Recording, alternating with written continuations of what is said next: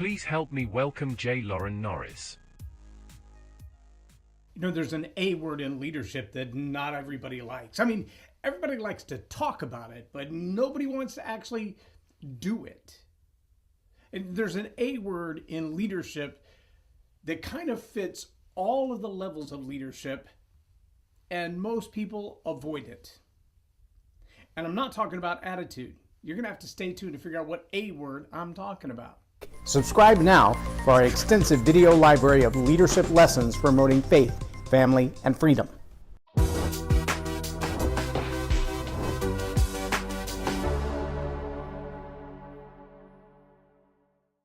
I'm J Loren Norris with Leading Leaders Podcast, and you might wonder what A word I'm talking about. Let's kind of poke around it for a minute, then I'll throw the big word out there, and then you can tell me if you feel like I'm true or not. Is it possible that at some point in your leadership journey, you said you were going to do something and time got away from you? You said, I will get that done, and I know the timeline, I know the expectations, I know the budget, and time got away from you, and somebody came back and went, hey, when did you finish XYZ project? And you went, aha, I didn't. Nope, aha is not the A word I'm talking about. Maybe you've been in one of those meetings like I was recently where I heard some back and forth about a proposal, about a project, about an approval and a deadline. And there was some feet dragging to prevent the agreement or lack of agreement on the decision to be ready to move forward or not move forward, to affirm or not affirm this decision. And how frustrating and annoying, because there were some people who were like, yes, it's going to happen. Yes, it's going to stop. It's going to happen. It's going to stop. It's going to happen. It's going to stop. And in the end, the answer was maybe both. It'll stop, but not soon. What? Affirmed was not the A word that I'm thinking of. I recently have been working with this toddler, the grandchild of ours, that has a real hard time with the bedtime, sleepy time concept.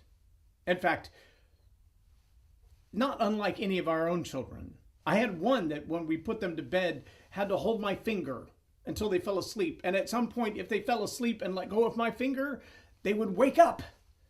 And we would start the whole process all over again. I had one that screamed and screamed and screamed and screamed and never wanted to go to sleep. Oddly enough, the one that we're working on training for bedtime now is his. And I've had some that if you just left them alone for a minute, they'd be out and that'd be the end of it. And that was easy. The journey to teach that idea of just go to sleep usually meets some resistance. That resistance looks like foot dragging and tons and tons of excuses and I needs. Maybe it's a drink, maybe it's a snack, maybe it's a bathroom trip, and the list just goes on and on and on and on of all the things that they want or they need right now. Anything to stop from doing what they're supposed to do. Maybe in leadership you've encountered people like that as well. And all of these are signs and symptoms of a personality flaw, a lack of discipline or training, or they're just not adjusted right yet to the expectations that are around them. And no, adjusted is not the A word that I'm talking about. In fact, the A word that I'm talking about is even more cumbersome than being adjusted or being affirmed. Oh, it's even worse than all that. The A word I'm talking about is a big, giant word. It's called accountability. But see, accountability covers all of those aspects. The foot dragging, the delays, the endless excuses, the reasons, the justifications, the battering back and forth of the idea or the truth. See, accountability kind of confronts all of those things and says, there's a place where you made a commitment. And expectations were built around that commitment. Maybe it was a budget. Maybe it was a timeline. Maybe it was a course of ordering or buying or making available certain resources. Maybe it was having the right team in place. We used to watch all the time, and I think we've kind of exhausted them after binge watching Shipping Wars. Shipping Wars, just a bunch of entrepreneurs with a truck, and a couple of guys had semis with flatbeds that were 50, 60 feet long, and some had a pickup with a box trailer or a cargo van, and that's how they decided they would go into the shipping business. And it was really kind of comical to watch, but there were more than one occasion where the shipment required that before they could even put it on the truck, somebody had to disassemble it, and somebody else had to detach large portions with a crane and put them on the truck.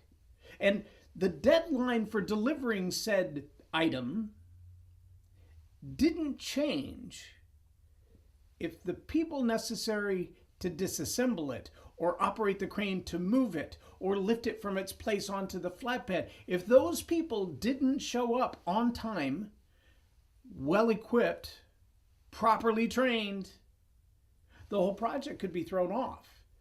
But the shipper and the receiver still had the same expectations. The person making the delivery was still held to account for whether it got there on time and in one piece. And on many occasions, the drama that was kind of factored into the whole show was based around, well, somebody didn't pack it properly, or somebody didn't pad it enough, or somebody wasn't equipped. There were many times one particular character on the show that often showed up with a piece of equipment to move something that was woefully ill-equipped. A cargo van when the thing that he was supposed to haul was 18 feet long. Can't do that. You're going to need a trailer. Oh, and by the way, your van's only a half ton. It's not going to pull whatever weighs enough to be 18 feet long. It's not enough of a...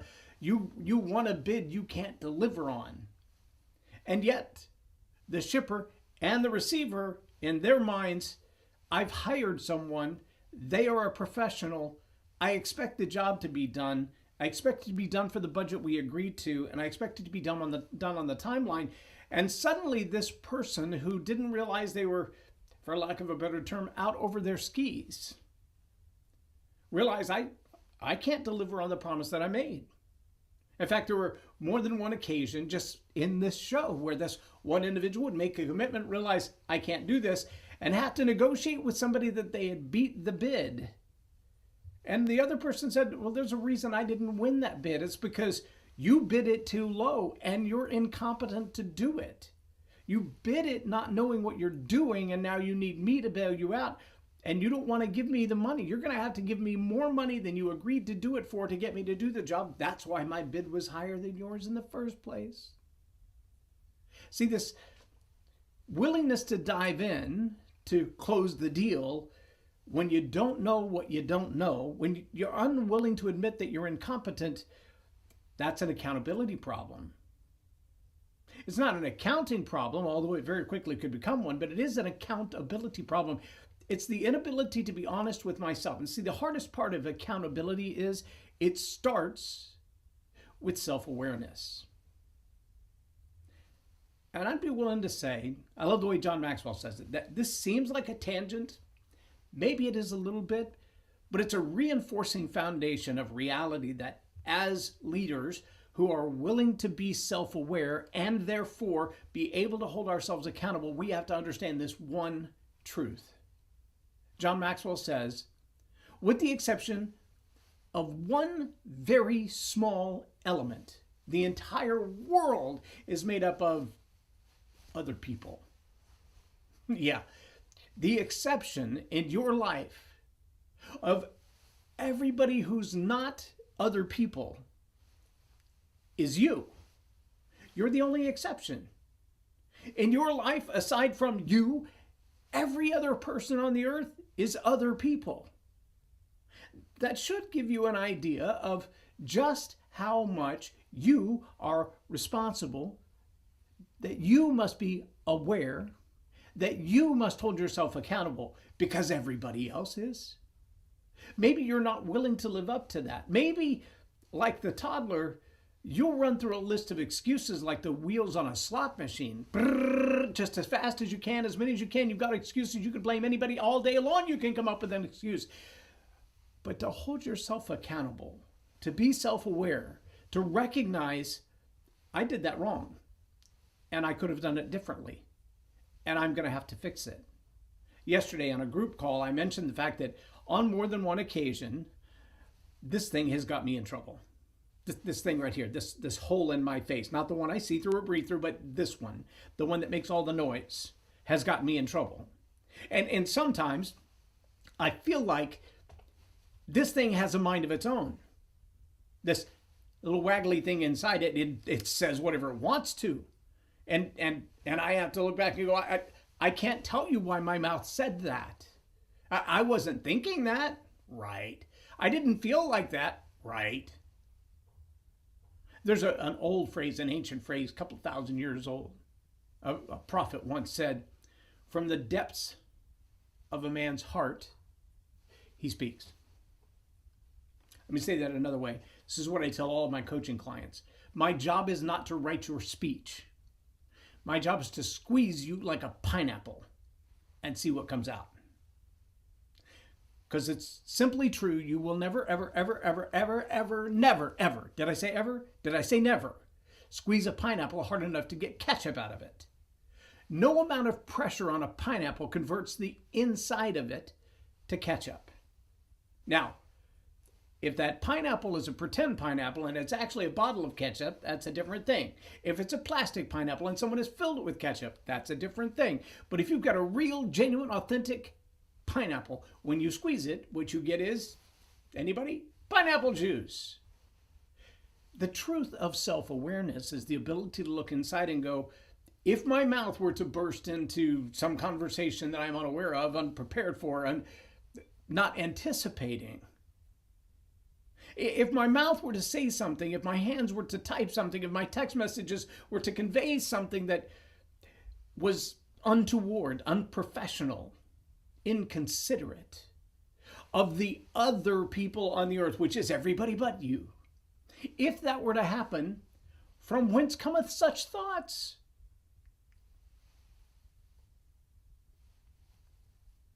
Yeah, those thoughts that are coming out of your mouth, out of your fingers in a text, out of your keyboard in an email, they're your thoughts. You're responsible for that.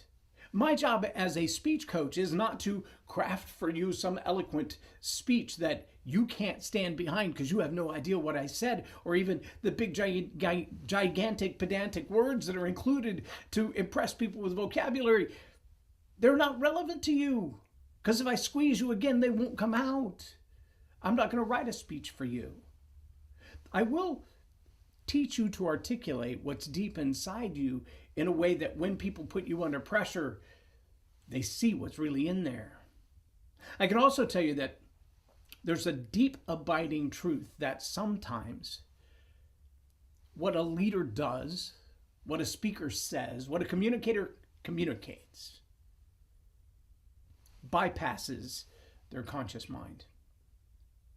They do out of habit, they say out of habit, they act out of habit, they react out of habit, they speak out of turn, out of habit. And when those things happen, they happen at the deeply held belief level, and then they rise up through the subconscious level, and then they're made manifest.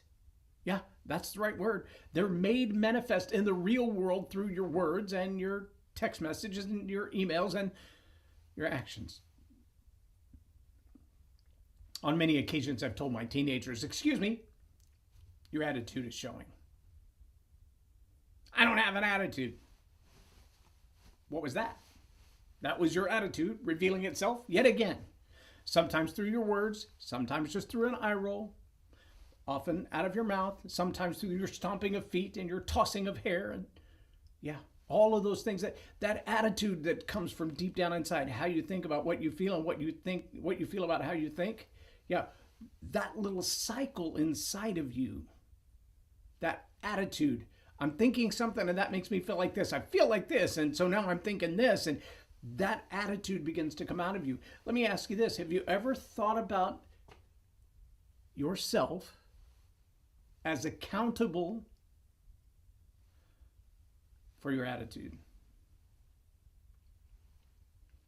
If you haven't, start now.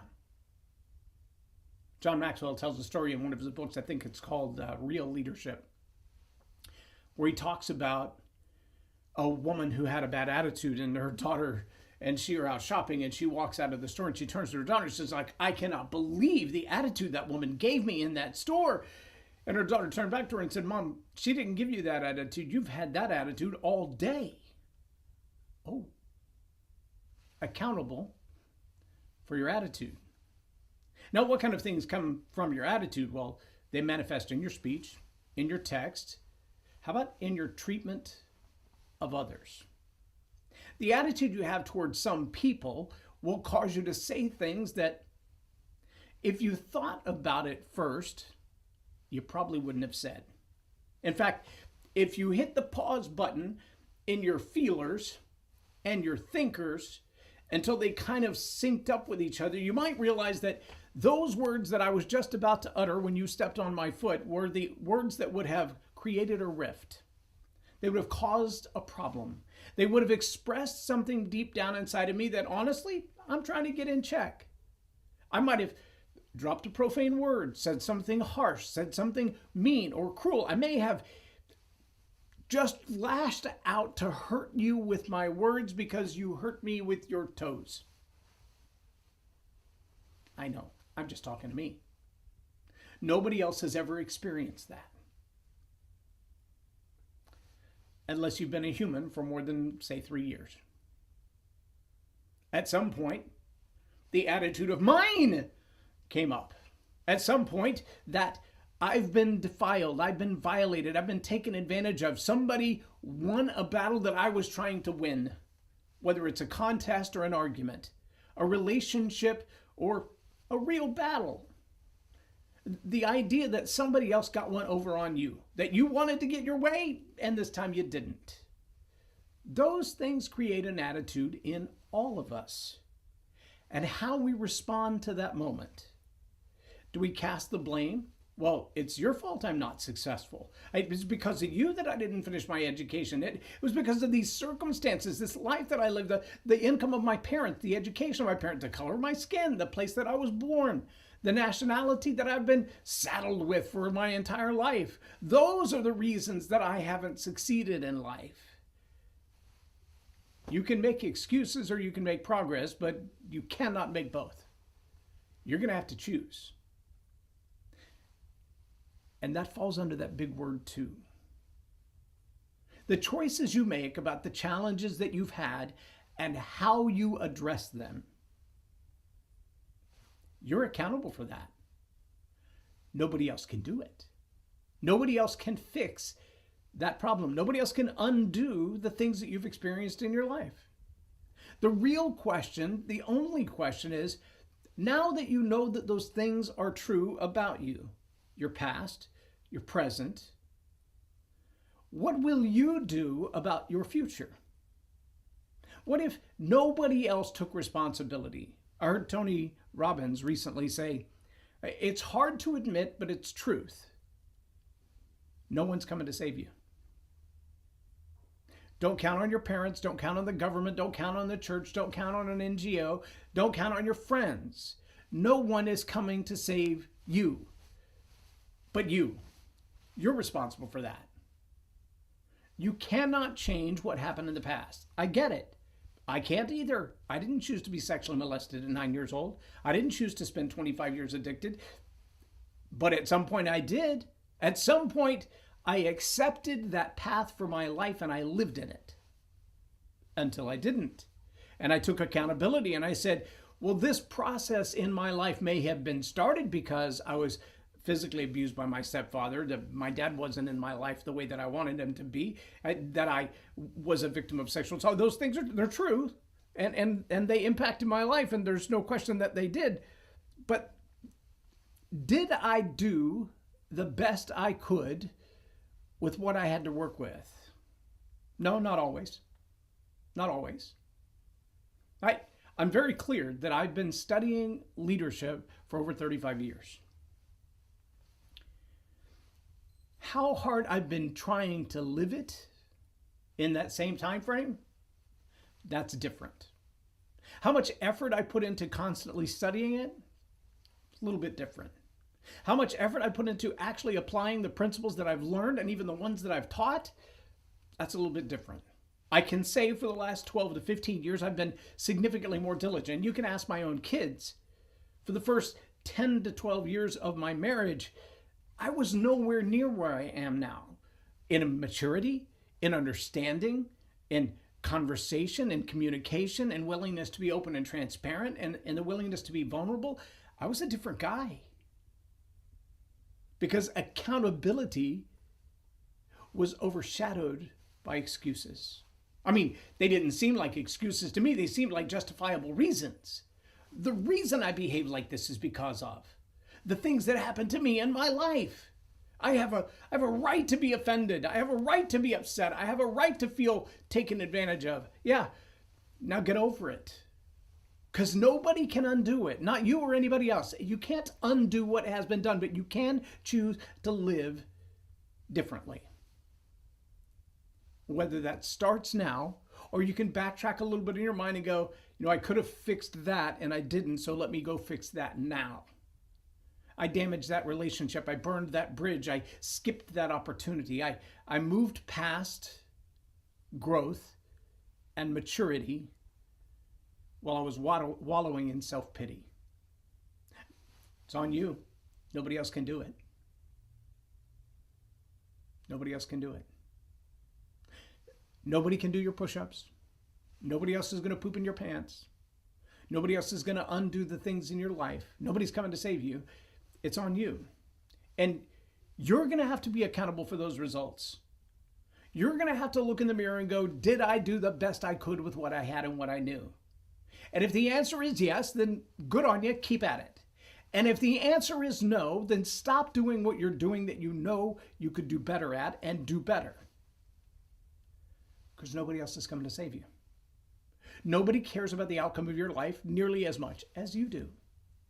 Nobody cares about the outcome of my life, the income that I'll make, the legacy that I'll leave, the relationships that I'll hold. If nobody's there the day that I say goodbye to this earth and move on to the next one, that's on me. Why? Because nobody else can undo what I've done wrong. Nobody else can unhurt the people that I've hurt. Nobody else can apologize to them on my behalf. I mean, they can try. It's not going to be the same. Nobody can express the guilt and the remorse and the remorse and the regret that I carry like I can. And if I don't take the time to be accountable for those things, for the words that I've said, the thoughts that I've carried, the things that I've harbored in my heart, if I am not willing to be accountable for those things, they will not be corrected. Let me tell you the powerful thing about accountability, though. When you can partner accountability with self-awareness, and I truly believe self-awareness is the first step in accountability. To be honest with yourself and say, my words, my thoughts, my attitudes, my ideas, my execution or failure to execute, it's all me. The buck stops here. Nobody else is responsible for those issues in my life. Even if someone did me wrong, even if the system cheated me, even if generations of maltreatment, misinformation, and lies and deceit have led to the place where I am today, no one else can change me but me.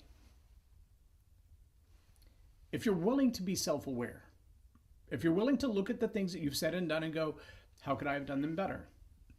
You're one step further ahead than, sadly, a large portion of the population. But if you're also willing to be self-aware and hold yourself accountable and go, shouldn't have said that, shouldn't have done that, didn't mean to hurt people like I did, but I did, well, then you're going to be way ahead of getting you corrected, fixing your life. If you're not willing to do that, get used to making excuses and living and wallowing and waiting for the world to change. It's not going to, but you're welcome to. If you want to change your world, start with you. If you want other people to not pass the buck and play the tug-of-war game of, well, we could, but we didn't, and we should have, but we might, maybe one day we will. If you want to get past that in your own life, then be consciously aware of who you are. And I can tell you the fastest way to do that is to listen to the stories that you tell. Inside your head, in your dreams, at night when no one's listening, when you look in the mirror and you're brushing your teeth and you're repeating to yourself, or you're thinking out loud, or you're even thinking inside your head, I'll never accomplish, I'll never achieve, because of the wonderful things he does? No, because I'm making excuses and not progress. You got to choose. Will you hold yourself accountable? Will you be aware enough to listen to your inner thoughts and go, wow, that's not productive. Thinking like that is taking me nowhere. Thinking like that has never earned me $1. Thinking like that will not get me the job. Thinking like that will not open the next door of opportunity. Thinking like that makes me prepared for, well, staying right where I'm at. If you can be aware enough to hold yourself accountable for the things that you think and the stories you tell out of your mouth and in your head, then you have a huge opportunity to change your life. You want to change the world? Change you. You want to change the world? Change the way you approach the world. You want to change the world? Become accountable for the thoughts in your head and the words in your mouth. That's why I call it story power. Yes, I work with leadership from middle school to the halls of Congress, literally. But I also work in communication, because leadership doesn't happen without communication. And that communication starts with you, in you, coming out of you, deep inside of you, and that feedback loop that you're creating in and around yourself, that self-awareness and accountability, that loop of words, that communication is first. When that communication is right, your power to communicate to others increases exponentially. But your ability to articulate and your ability to communicate, those are not the same thing.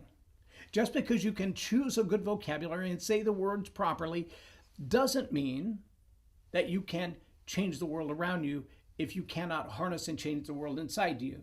Another way that's been said was by the Admiral who did the commencement speech. You can find it. Just look for the title on YouTube, Make Your Bed. What is that all about? Well, it's the same thing. It starts with self-awareness and self-accountability. If I get up in the morning and I am aware that my bed is a mess and I realize nobody's coming to make my bed, it's on me. And I take the time to make my bed, my day starts off with accountability and awareness. That changes the who that I am very quickly. And Jordan Peterson says a very similar thing in the 12 Rules for Life. He said, look, these young people come to college and they tell me, I want to change the world. And I ask them, how clean is your room? And they're like, what does that have to do with changing the world? He's like, well, if you can't exhibit control and self-control in a space as confined as your own room, what makes you think that you can influence the same level of control in a place as big as the world? If you want to change the world, start with changing you. If you want to have a role of significant influence and leadership in the lives of others, start with leading you. If you want to be seen as someone who's responsible, influential, and powerful in the lives of others, then start with your own level of awareness and accountability. And as you ratchet those things up, trust me, people around you will notice. They'll notice when your room is clean, when your car is clean, when your office is clean. Don't look at mine, it's a mess. That level of accountability, that level of self-awareness, that willingness to look in the mirror and go, yeah, that's a mess. And you did it. You made the mess and you didn't clean it up. If you want it cleaned up, guess who should be doing that? That'd be you. If you want to change the world, start by changing you. If you want to lead the world, start by leading you. If you want to see things around you change, then change the things inside you. You can't change the world. You can't undo the past. What you can do is change the way you react to the circumstances you're living now and the things that come at you in the future. You can change the way you respond to what happened in your past. Self-awareness leads to accountability. Accountability leads to accolades. Those accolades, those are accomplishments. And people will look at you in your life and go, what have you accomplished? Well, I started with awareness. That became accountability. That led to accolades. That's my biggest accomplishment yet. This may seem like a silly teaching for leadership, but I'm going to tell you, there are a whole lot of people right now who've got positional leadership, and their lack of accountability is being brought to light by everybody around them. Oh, they've had leadership positions and elected office for decades. And they've destroyed more lives, more people, and lost and wasted and hidden more money than you could possibly imagine. Because they've never been held accountable. And their self-awareness is so low that they're unwilling to admit that what they did was wrong, illegal, criminal, should have never happened. It was a violation of the oath of office and the trust that was extended to them. We said to them, we trust you, we've elected you, go do these things on our behalf. And they stole the money, they hid the money, they lied about what they did with the money. They have no awareness and they have no accountability. You can be a positional leader and do the same thing.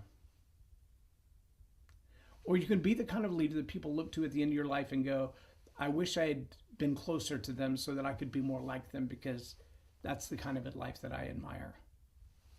Awareness, accountability, accolades, accomplishment, admiration. It's all on you. None of it happens to you until it happens in you. I'm J Loren Norris with Leading Leaders Podcast for Tell It Like It Is TV. Have a blessed day. Subscribe now for our extensive video library of leadership lessons promoting faith, family, and freedom. I encourage you to go to storypoweracademy.com and check it out. Look at the different classes, the different levels, the different things that are available. You can take a lot of them a la carte. But spend some time there and see if that's the kind of thing that would change the way you communicate as a leader, as a pastor, as a counselor, as a political leader. And if that will help you, I'd love to have a conversation with you. Again, only 10 people in the elite speakers. You will have to apply for that. But if you're a candidate, I'd love to have that conversation with you. I'm J Loren Norris with Story Power Academy. I look forward to seeing you inside.